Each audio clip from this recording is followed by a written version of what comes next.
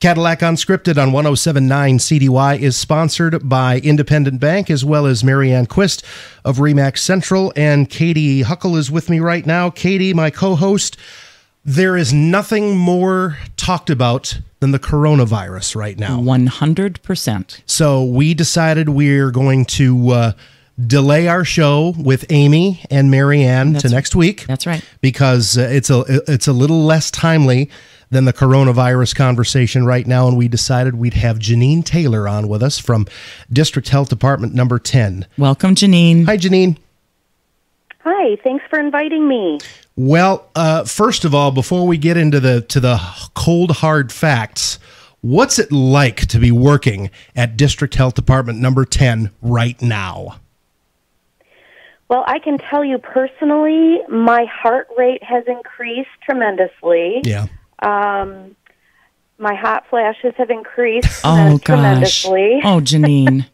It is, it's a flurry. It is a flurry of activity.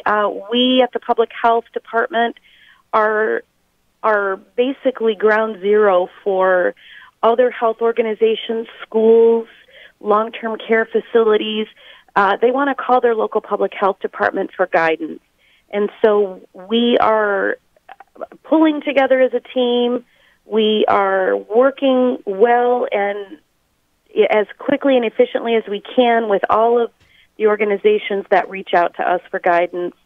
And we have actually activated our incident command structure at the health department, which means we have a team in place now that everything flows through so that we are very organized, we are very structured, and we act through this structure to do all the work that we can on the coronavirus to get materials and information out to not just the public, but also to groups and organizations and businesses throughout our community so that they're prepared.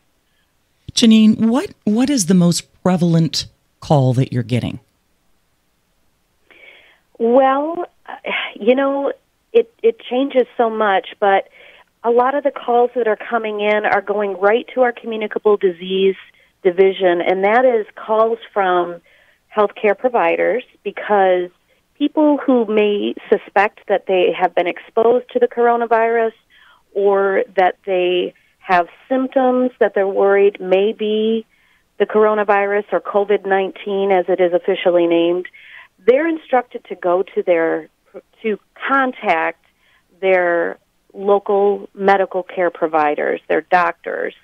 And then the doctors, once they have assessed these patients, are instructed to then contact local public health to proceed, if the patient meets criteria, to proceed for testing. So we're getting a lot of calls from medical care providers, obviously, to get that coordinated.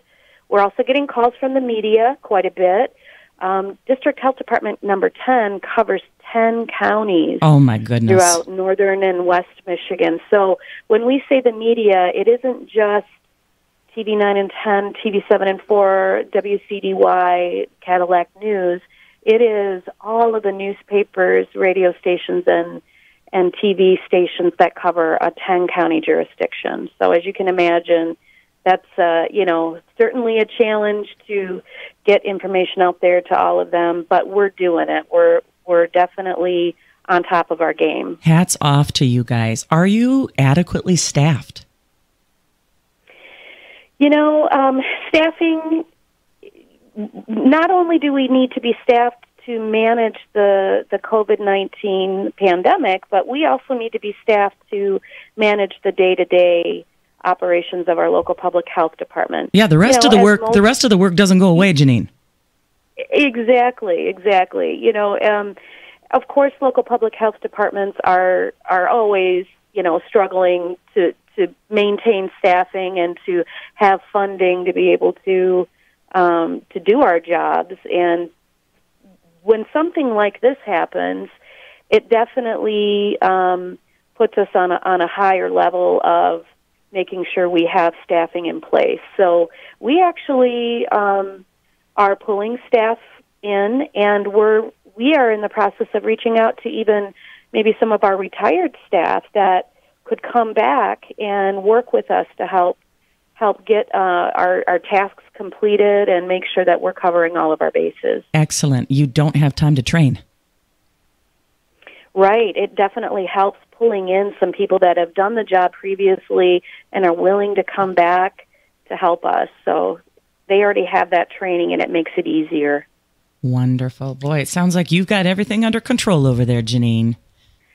Well, like I said, our heart rates are elevated a little more, but when we're working very quickly, but that's why having the incident command structure activated, it gives us a step-by-step process. It tells us exactly who we need to send what information to in order, within our internal staff, in order to get things done in a timely manner. We keep track of all of our activities, who is responsible to do what, and so we're not flying by the seat of our pants. It really definitely helps us. Can you name a crisis similar to this that the health department has been through, or is this unique? Most recently we activated our incident command structure for the hepatitis A outbreak that is still actually currently going on in the state of Michigan. We are no longer working through that incident command structure because it's somewhat contained, and it isn't requiring us to be on it as much as what we are right now. So hepatitis A was the most recent time, and then before that, it was probably the H1N1 outbreak in 2009. So, but something like this definitely helps. It helps us to exercise and to practice our steps and our processes in a good way, and it helps to get us even more prepared. It helps us to collaborate with our state and our federal partners, our local partners like the hospitals. It definitely brings everybody together, and we share resources and we work on our planning all together. So it's a good exercise in being ready. So. How often do you train for something like this? We train regularly. I would say, yearly we have some sort of exercise that includes all of our staff when it comes to emergency preparedness. We have on staff an emergency preparedness coordinator. Every health department in the state and in the country is required to have an emergency preparedness coordinator on staff. And that person keeps us on our toes, keeps us trained. We have exercises really yearly. The last exercise that we did was in the event that there was a drive-through, let's say the flu. Obviously, we have flu that happens every year, and we did an exercise last year in 2019 that simulated a drive-through flu shot. Basically, it was a simulated drive-through where people would go to get their flu shots, how we would do that step by step. So that was a really good training to help prepare us for something like COVID-19. This is interesting that you bring this up because I think you do a lot of your work in the background. You do a lot of work that that's unsung, that people don't realize, but it comes to the forefront when we're dealing with a situation like we are now. They're ground zero. Mm-hmm. Mm-hmm. And they say if an outbreak has slowed, if the spread of the flu is not as bad as it was, then local public health is doing their job. Yeah, we are kind of unsung heroes, and in the background, most people, I think it is true that a lot of people don't understand what the health department or local public health does on a daily basis. But our job is to educate and prevent, the spread of communicable diseases like this, and among many other things. And so, yeah, when things are flowing well and diseases are low, that means local public health is doing their job. Excellent. You don't want us to need you, Jeanine. I know. We're here, but, That's we right. don't, if there isn't an outbreak, then we're doing our job. Excellent. What's the word on travel right now? Well, Obviously, most people may be aware that as far as travel to other countries, there are some travel bans activated out there between China, Italy, Iran, and now Europe. So I encourage listeners to go to the CDC, and you can go to cdc.gov/coronavirus for the latest information on travel, guidance on those that are flying or those that are on cruise ships. So guidance is out there, but again, we're discouraging people from doing a lot of travel. There are not bans within the United States for travel, and I do think that airplanes are probably cleaner than they ever have been. Ships are probably cleaner than they ever have been. So if, people do have travel scheduled that they cannot change, I just think that they need to follow the guidance on social distancing and, washing your hands and that sort of thing to prepare for that travel. But if it's possible to cancel or reschedule your travel, it's suggested that you do that. It's kind of like tightening the circle or tightening the bubble, if you will, right? Yeah, absolutely. It really is. My heart just breaks for all these seniors, I mean, yes, this is very serious, and I know we need to protect everybody, but their senior trips and their games and their districts and it just breaks your heart because your senior year is your big year, So It is. And you know what? That is true not only for high school, but for college. My son goes to college, and he plays hockey for a college hockey team. Their team made it to nationals in Dallas, and that national tournament has been canceled. Oh, no. And at his college, every sporting, all of the nationals that their teams have qualified for are now canceled. So all of the spring sports like lacrosse and track are all canceled. So, yeah, it is a bummer for high school and for colleges that have, athletes and students that may be seniors that they don't even get to play their senior year for these events. What do you tell these kids, Jeanine? As a parent, what should we be telling our children? I told my son today, literally moments after or before I got on this call, that, it's a wake-up call for all of us that we go about our daily lives not really thinking about much else other than what's right in front of us. And when something like this happens, COVID-19, that is really truly impacting the world, our globe, all the way down to us personally and individually, I think it's a good eye-opener for all of us to understand that plans can change in a moment's notice.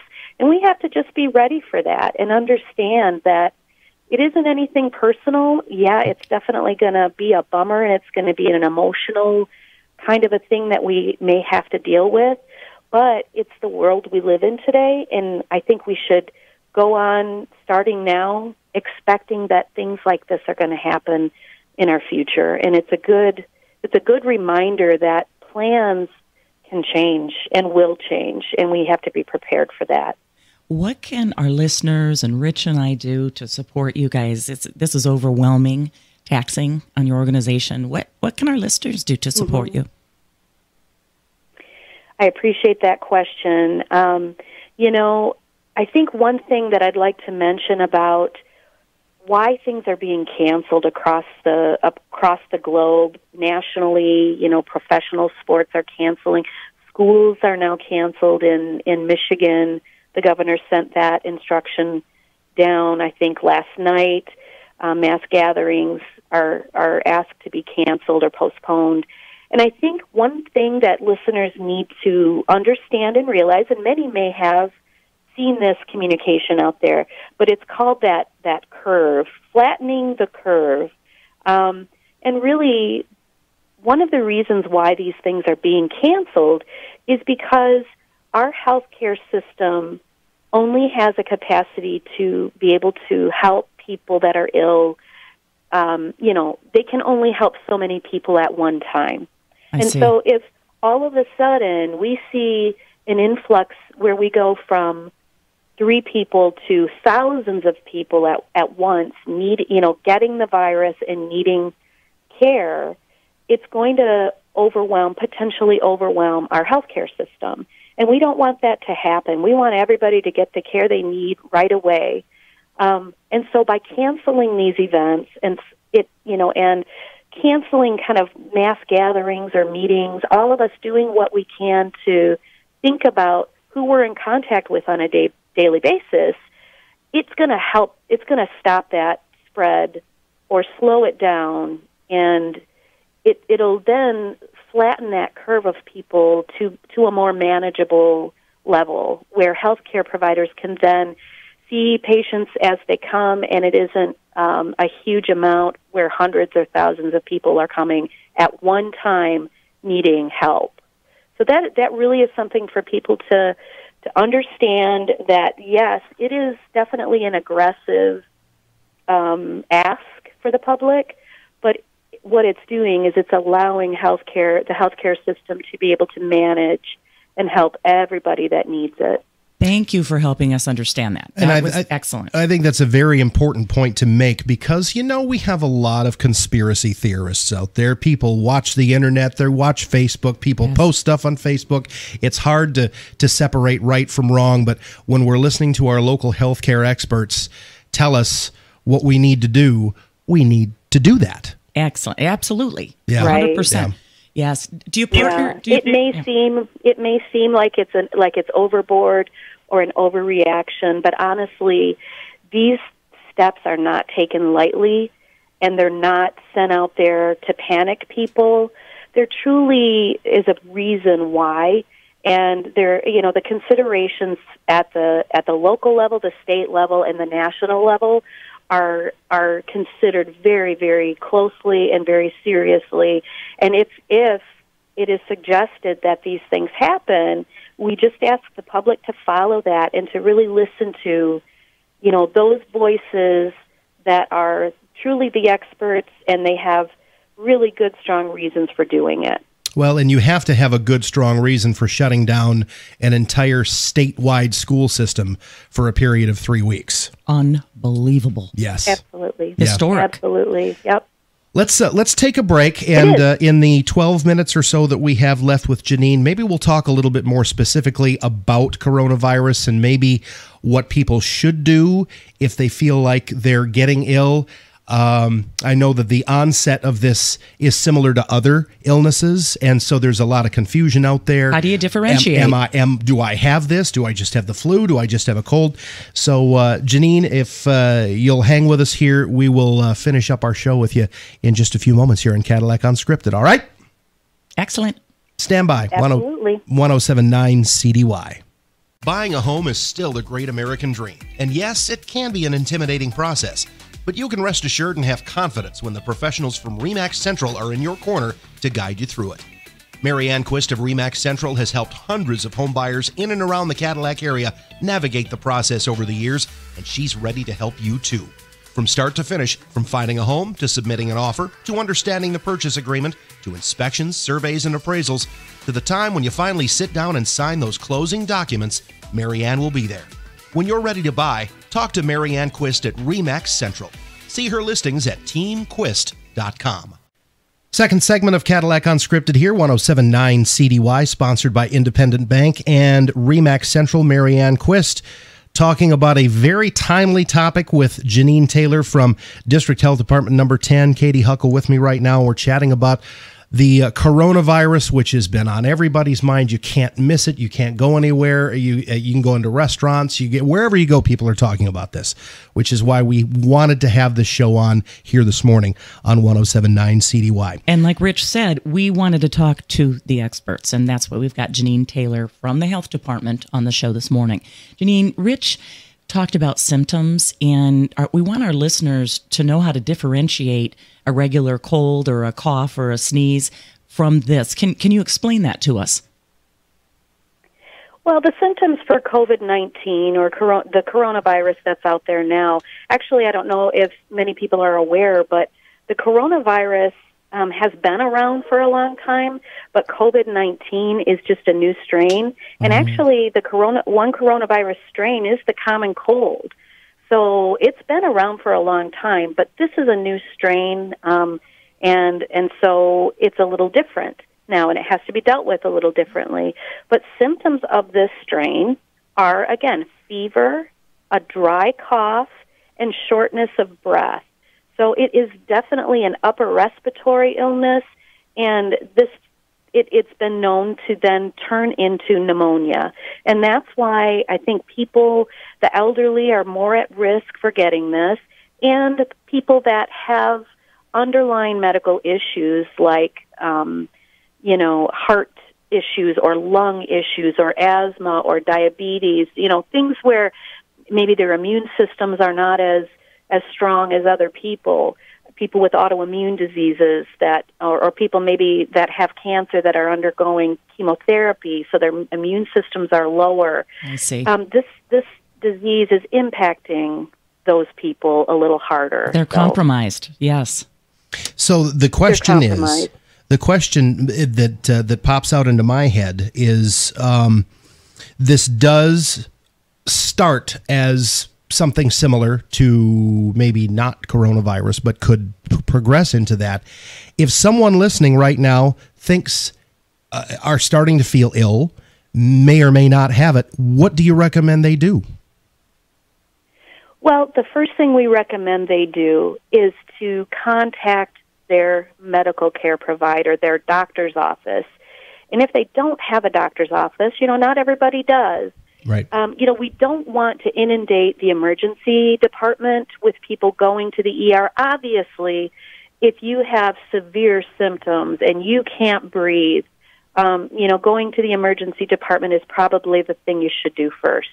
But if you just have symptoms, I've also heard that it starts with a sore throat or a tickle in your throat, and then it advances into a sore throat, fever, and then that dry cough, and then shortness of breath. But we want you to contact your local your health provider, your doctor's office.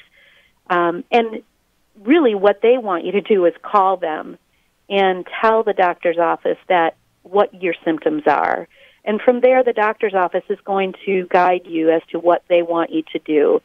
They're going to probably assess you over the phone and ask you a set of questions on potential exposure to the virus. Did you travel?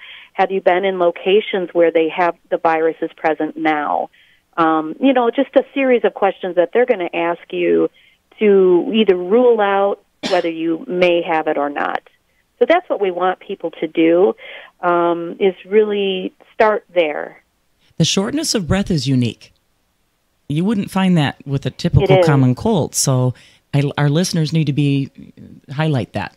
Pretty much every cold I've ever had has started with a tickle in my throat. Mm-hmm. So, that's the scary part is, okay, do I just have a common cold or is it worse? Right. Should I panic about this? That's the hard part about all this, It really is. And small children, watching them, they can't even describe what's going on with their bodies. So you got to have an eye on the kids, and at both sets, the elderly, that can't really advocate for themselves, and then the little ones. So it's such a concern. Well, and they are finding that it isn't impacting the younger population, children and young adults as much because they're healthier and more resilient. At least this virus so far, they're finding that it isn't impacting that demographic or that population as much right now. They're definitely seeing it more in the elderly and in the high risk population that may have underlying medical conditions. I see. So, prevention or slowing down of the virus spreading. What are the recommendations? Mm-hmm. Well, the recommendations are basically something that are they're very simple and things that we probably should have been doing all along. Yes. But it's washing your hands with soap and water. I know that right now a lot of people are buying up hand sanitizer and toilet paper. Yes. This virus is not one that is that it is not one that causes diarrhea or, there isn't issues along those lines. It's nothing intestinal. I think the people are buying, I think they're buying up the toilet paper just because there's a potential for people to have to self-quarantine or self-monitor for 14 days. So I think people are thinking, if I'm stuck at home, I better have enough toilet paper. Okay, that makes sense. First and foremost, we want you to wash your hands with soap and water. Okay. If you don't have soap and water, then, a hand sanitizer is okay as well. We don't want you to touch your eyes, nose, or mouth with unwashed hands. Every time you touch a surface and then you touch your mouth or you touch food that goes into your mouth, that's the way that the virus can be transmitted. We want you to cover your mouth and your nose with a tissue or your upper sleeve when you cough or sneeze. We want you to avoid contact with people who are sick. There's questions also about face masks. Should I wear a face mask, a surgical mask, to prevent getting the virus? And what they're saying is really masks are more intended for people who are sick so that they don't pass it on to others, more so than people who aren't sick. So they're not suggesting that people who are healthy right now wear masks. They are suggesting that people who are sick right now, and you're going out in public, to look into wearing masks. And then obviously stay home if you're sick and contact your healthcare provider and work things out with your employer if you are sick and need to stay home. And so those are the steps. And a good employer understands that they don't want you there if you are feeling ill. Right. 100%. Doesn't this give us new appreciation for businesses in the food industry where you go into the restroom and there's a sign that says employees must wash their hands before returning to work? Boy, yes. I'm like those guys even more now. It seems so obvious, doesn't it? Oh, boy. Oh, boy. And it's interesting because all of these are very common sense things that maybe as a society we got a little lazy with hygiene and we need to get back to it. Absolutely. Yeah. Mm-hmm. So that's a good point. So I know this thing changes by the hour, sometimes by the minute. So is there a website that you're referring folks to where they can get the very latest updated information? Absolutely. The state of Michigan has a website that they update by the minute regularly that has data regarding Michigan. And so that website is michigan.gov/coronavirus. And you can go there for up-to-the-minute data on how many people are approved for testing, how many tests for the COVID-19 have come back negative, how many positive confirmed tests are out there, how many tests are pending right now in the state, and how many are being referred or assessed or being monitored in the state. The health department, it's really a trickle down. So it starts at the doctor's office.